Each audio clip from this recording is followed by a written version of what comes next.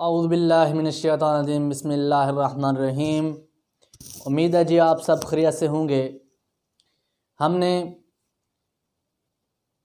जो सेशन शुरू किया है इंशाअल्लाह बड़े बेहतरीन तरीके से जा रहा है, तो उम्मीद है आप भी साथ साथ तैयार करते आ रहे होंगे, क्योंकि कुछ पढ़ने का, कुछ रीड करने का, कुछ याद करने का तरीका भी यही होता है। जो चीज़ हमारे पास क्योंकि मैं यहाँ का आपको थोड़ा बहुत ट्रिक भी बताता हूँ, जो मुझे एक्सपीरियंस, जो मुझे थोड़ा बहुत तजर्बा है, नादान इंसान हूँ, लेकिन जो मुझसे थोड़ा बहुत एक तजर्बा होता है, ठीक है जी, तो मैं आपको साथ शेयर करता हूँ।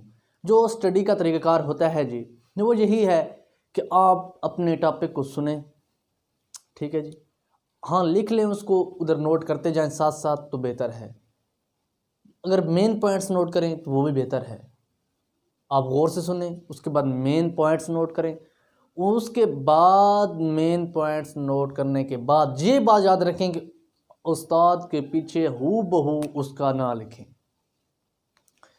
कुछ मेन पॉइंट्स के आप सिर्फ थोड़ा बहुत पॉइंट लिखें, इशारा सिग्नल इशारा करें सिर्फ थोड़ा उससे, ताकि आप जब बैठें घर तो आपको ये मसला ना आए कि जी सर ने क्या कहा, क्या क्या रीड किया है, क्या क्या मेन पॉइंट्स बताए हैं। जब दोबारा फिर आप उस टॉपिक को याद करके लिखेंगे, मैं गारंटी देता हूँ आपको भूल जाए तो मुझे फिर बताना, ठीक है जी। इस तरीके से याद कर लो, फिर कमेंट्स मुझे करना कैसे याद होता है। एक पॉइंट्स नोट करो, उसके बाद घर बैठ के याद करो, उसके बाद उसको एक साफ पेज पर, असल तो है कि नोट्स बना लो। लायक आदमी जो होते हैं वो नोट्स अपने साथ रखे हुए होते हैं, ताकि दोबारा जब पढ़ना पड़े तो अपना लिखा हुआ पढ़ें, ना कि किसी और का लिखा हुआ पढ़ें जो बुक में लिखा जाता है। अपना लिखा हुआ पढ़ें, उसमें अपने पॉइंट ऐड करें, ठीक है, वो पढ़ें, फिर कैसे याद होता है फिर देखना। तो बिला तखीर हम अपना टॉपिक याद करते हैं। बातें तो मैं आपको साथ साथ बताता रहता हूँ। तो इस सेशन में इंशाल्लाह जो हमने शुरू किया, इसमें आपको प्रेजेंटेशन, याद करने का तरीका, उसके बाद एमसीक्यूज वगैरह भी टॉपिक वाइज इंशाल्लाह कोशिश होगी कि मिलते रहेंगे, ठीक है जी। तो कोई कोताही वगैरह रह जाती है तो इंसान खता का पुतला है, तो ये बात नहीं होती कि हर चीज़ परफेक्ट होती है, ठीक है। कोई आदमी परफेक्ट नहीं है, कोई कोताहियाँ, कुछ एमसीक्यूज़ में कुछ मसला होता है तो आप कमेंट्स बॉक्स में ज़रूर पूछा करें, ठीक है जी। तो आज हम जो पढ़ रहे हैं जी, mass spring system, a mass attach to a spring. आपको यहाँ पर भी कुछ पहले भी आपको पिक्चर दिखाई गई है, थंबनेल पर भी, और यहाँ पर भी आपको थोड़ा बहुत को जो मुझसे बंदा था, मैंने आपको मैथ स्प्रिंग सिस्टम की एग्जांपल दी है। तो इंशाल्लाह आज मैं आपको बेस्ट से बेस्ट तरीका बताने वाला हूँ कि मैथ स्प्रिंग सिस्टम को प्रेजेंट किस तरह किया जाता है जी। कुछ है जो तस्वीर जो हमारे पास ये है, फिगर वगैरह पहले बना देते हैं, तो मैं आपको बताऊंगा कि फिगर किस तरह बनाएं, पहले बनाएं या बाद में बनाएं, ठीक है जी। तो आप जब पहले लिखेंगे तो आप इसके नीचे लिखेंगे consider a mass spring system, a mass attach to a spring, ठीक है, as show in figure A, ठीक है जी, as shown in figure A. ये नहीं कि नीचे फिगर ए बना दें ना, इस तरह नहीं करना। अगर आप साइड पर फिगर बनाते हैं और लिखते हैं कि as shown in figure A, जिस तरह आप इधर लिखकर इधर शो करते हैं, तो ये तरीका भी इतना बेहतर नहीं है कि आप पहले सारी थ्योरी लिख दें उसके बाद फिगर बनाएं। लेकिन ऊपर क्या लिखना है, consider a mass attach to a spring as shown in figure 1 and it is at rest at point at its mean position O, ठीक है जी, at its mean position O. उसके बाद when we pull a body to pull a mass attached to a spring to points A sorry, and it's moved toward its main position due to restoring force, ठीक है जी। जब आप लिखेंगे when we pull a mass attached to a spring toward its position A, ठीक है, as shown in figure B। हमारे पास क्या है जी, फिगर बी में शो किया गया है कि हम इसको किस तरह किस साइड पर पुल कर रहे हैं। उसके बाद आप क्या लिखेंगे, when we pull a mass attached to a spring towards point A, then it's moved toward its main position due to restoring force, ठीक है, due to restoring force, and the mass attached to spring does not stop at its main position due to inertia, ठीक है जी।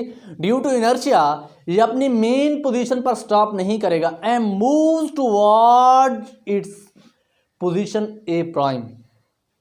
देखें जी, as शोर in figure सी। आपकी अब सारी figure show हो गई हैं, ए भी हो गया, बी भी हो गया, सी भी मेंशन आपने कर दिया है। आप एंड पे फिगर बना दें ये थ्रू लिखने के बाद। ठीक है जी। अब आप क्या लिखेंगे, अब आप लिखेंगे कि the velocity and due to restoring force again move towards mean position and toward point A and then the mass attached to a spring move toward its main position due to restoring force and move points A prime. In this way, in this motion, in this way, ठीक है, the mass spring system vibrates about its main position. ठीक है जी, vibrates about its main position. थोड़ी बहुत आप theory लिखेंगे, ये to boom जो मैं बता रहा हूँ ये नहीं लिखे, किसी मतलब है आप बुक से देख लें वहाँ पे लिखा हुआ है, लेकिन अपने पॉइंट भी साथ साथ जो मैं बता रहा हूँ थोड़ा बहुत ऐड करें कि आपके आसानी के लिए कि पहले हमारे पास ये अपनी पोजीशन पर रेस्ट था, उसके बाद हमने इसको पुल किया, यहाँ पर ले गए as shown in figure B, फिर उसके बाद ये स्टोरिंग फोर्स मेन पोजीशन पर आया, ड्यू टू इनर्शिया स्टॉप नहीं हुआ, अपनी मेन पोजीशन से लेफ्ट ए प्राइम पर चला गया। ठीक है जी। उसके बाद क्या हुआ जी, ये दोबारा फिर अपनी मेन पोजीशन से ए प्राइम की तरफ गया, फिर अपनी मेन पोजीशन से ए की तरफ गया, फिर मेन पोजीशन से ए प्राइम की तरफ आया। In this way, in this movement, ठीक है जी, the mass spring system perform vibratory motion. ये वाइब्रेटरी मोशन तो है ना कि अपनी मेन पोजीशन से आगे पीछे वो मूव कर रहा है। अब ये हो गया वाइब्रेटरी मोशन, ने प्रूव कर दिया जी। ठीक है, अब अपने फिगर भी शो कर दिए हैं किस तरह वो मूव कर रहा है। अब आपकी फिगर वाला सिलसिला खत्म। ठीक है जी। अब हमारे पास हुक्स लॉ है, from Hooke's we know from Hooke's law, हमारे पास इलास्टिसिटी हमने उधर 9th क्लास में आपने पढ़ा रीड किया होगा कि वहाँ से हम लिखते हैं कि F is equal to minus K X. यहाँ पर स्टोरिंग फोर्स जिक्र है तो हम लिखेंगे F R is equal to minus K X. उसके बाद इसको इक्वेशन 1 का नाम दे देंगे। ठीक है जी। अब आप क्या लिखेंगे, due to restoring force the restoring force produce acceleration in the mass spring system. ठीक है जी। इसमें आप एक्सेलरेशन प्रोड्यूस होगी। Then from second law of motion, Newton second law of motion, F R, यहाँ पर आप रिस्टोरिंग फोर्स करेंगे is equal to M A. अब आप इनकी आपके पास दोनों इक्वेशन की लेफ्ट हैंड साइड आपके पास क्या है जी, सेम है। तो आप कंपेयरिंग करेंगे 1 and 2 को। मैंने आपको सिंपल आपके सामने लिख दिया, comparing 1 and 2, M A is equal to minus K X. ठीक है जी। अब आप इसको, क्योंकि आपके इसकी ज़रूरत है आपको, आपने एक्सेलरेशन निकालना है तो आप मैस को नीचे डिवाइड कर देंगे। अब ये देखें जी, यहाँ पर ये कैसे आया। आप देखें ये कांस्टेंट क्वांटिटीज़ हैं। ठीक है जी। मैं आपको यहाँ पर थोड़ी एडिंग कर रहा हूँ इस जगह पर। ये आप हमारे कांस्टेंट लगाते थे हम जब फ़र्ज क्या कर रहे थे, जब भी हम कोई कर रहे होते हैं कि और फ़र्क के हम आर एफ कर रहे हैं। ठीक है जी। या कोई कर रहे हैं कि माइनस हम कर रहे हैं जी, यहाँ पर हम डायरेक्ट पोर्शन कर रहे हैं किसके जी, के आर के फ़र्ज किया। अब साइन ऑफ प्रोपोर्शनैलिटी ख़त्म करने के लिए हम क्या इंट्रोड्यूस कराते थे, इक्वल और कांस्टेंट। ये बात याद रखना, हम साइन ऑफ प्रोपोर्शनैलिटी ख़त्म करने के लिए क्या लगाते हैं, इक्वल का निशान और एक कांस्टेंट। ठीक है जी। हम ये लगाते हैं। तो अब क्या है जी, अब यहाँ पर हमारे पास इक्वल है और कांस्टेंट है। ठीक है जी। इक्वल है और कांस्टेंट है, इनको ख़त्म करके हम क्या लाएंगे, साइन ऑफ प्रोपोर्शनैलिटी।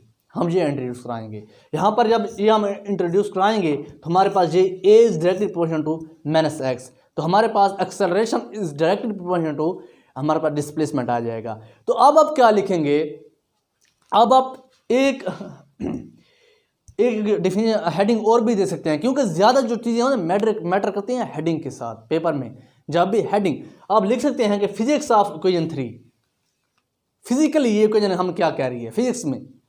ठीक है जी। ये कह रही है, जब आप लिख दें equation 3 show that acceleration is directly proportional to displacement. ठीक है जी। Acceleration is directly proportional to displacement and directed towards its main position, and negative sign show that this acceleration is directed towards its main position. This show that the motion of mass spring system or mass attached to a spring is a simple harmonic motion. ठीक है जी, दोबारा मैं यह चीज़ add कर रहा हूँ. This equation 3 show that the acceleration is directly proportional to displacement and always directed towards its main position. This show that the motion of mass attached to a spring is a simple harmonic motion. ये आप जी लिखेंगे. ठीक है जी, इस तरह आप जब present करेंगे, ऊपर मतलब है कंसीडर करके इस फिगर का हवाला देना. ठीक है, पहले वाइब्रेटरी मोशन उसको कहना कि जी वाइब्रेटरी मोशन है. उसके बाद फ्रॉम हुक्स लॉ ये लिखना. उसके बाद आप from second law of motion restoring force produce acceleration in the body. From second law of motion F R is equal to M A. और उसके बाद आप कंपेयरिंग से यहाँ पर जो बात है ये याद रखना कि साइन ऑफ प्रोपोर्शनैलिटी को ख़त्म करने के लिए हम क्या लगाते थे, इक्वल का निशान और कांस्टेंट. तो ये हमारे पास के भी कांस्टेंट है और मैस भी कांस्टेंट है. तो ये कांस्टेंट क्वांटिटीज हैं, तो इसलिए हम इक्वल और कांस्टेंट क्वांटिटीज को ख़त्म करके हम क्या लगाते हैं जी, sign of proportionality, which indicate that acceleration is directly proportional to displacement and always directed towards its mean position. This show that the motion of mass attached to a spring is a simple harmonic motion. ठीक है जी, इस तरह आप जब present करेंगे तो इंशाल्लाह देखना कैसा लगता है. पहले खुद प्रेजेंट करके देखें इसको नोटबुक पर. मैं जो कह रहा हूँ आपको कि याद करें, उसके बाद खुद प्रेजेंट करके फिगर बनाकर इस तरह आप देखें, फिर बताना कैसा लगता है. उसके बाद हम चलते हैं जी पेपर प्रेजेंटेशन बताने के बाद, पेपर में इसका समझाने के बाद मैथ फिलिंग सिस्टम. उसके बाद MCQs. Motion of mass attach to a spring is simple harmonic motion. यहाँ पर आपको थोड़ा वो डॉच देने के लिए वाइब्रेशनल मोशन भी लिख देता है, वाइब्रेशन.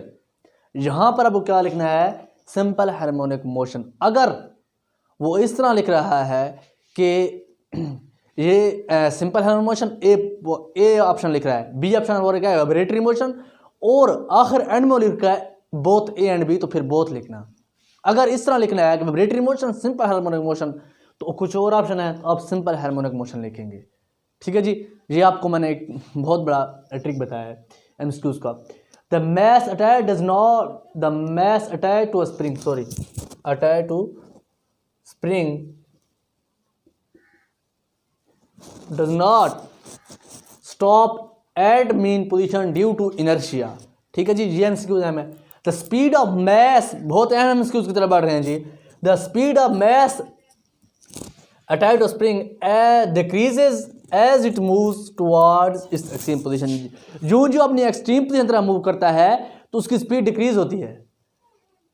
अपोजिट रिस्टोरिंग फोर्स, और जो मेन पोजीशन से एंड पर जब आता है, जो मैंने आपको बताया था उधर, मतलब बॉल एंड बॉल एग्जांपल में, कि अपनी मेन पोजीशन जब गुजरता है तो मैक्सिमम काइनेटिक एनर्जी होती है ड्यू टू मैक्सिमम वेलोसिटी. क्यों, यहाँ पर स्टोरिंग फोर्स के उस मतलब मेन पोजीशन जब आता है तो स्टोरिंग फोर्स बढ़ती है, उसकी एक्सट्रीम पोजीशन तरफ जाते हुए उसकी मतलब क्या होता है, स्पीड डिक्रीज होती है. ठीक है जी, अपोजिट स्टोरिंग फोर्स. उसके बाद क्या है जी, the ratio of the exerted force and displacement is called. बहुत ही अहम एमसीक्यूज, ये मैं लिख रहा हूँ कि वो कह रहा है कि रेशियो ऑफ, यहाँ हम जानते हैं minus K x Hooke's law, तो ये K is equal to F और एक्स. रेशियो ऑफ फोर्स और displacement is equal to spring constant. ठीक है जी, ये एमसीक्यूज है. उसके बाद ये है kinetic energy at extreme position is 0. ठीक है जी, इन मैस अटैच टू स्प्रिंग. तो ये आपके पास 5 एमसीक्यूज हैं, नहायत ही अहम एमसीक्यूज. मैं ढूंढता हूँ और जो आपको मुझे अहम एमसीक्यूज लगते हैं मैं आपके सामने पेश करता हूँ. तो इंशाअल्लाह आपको बहुत ज़्यादा फ़ायदा हो रहा होगा. अपना बहुत सारा ख्याल रखिएगा. अल्लाह हाफिज़. मिलते हैं जी नेक्स्ट.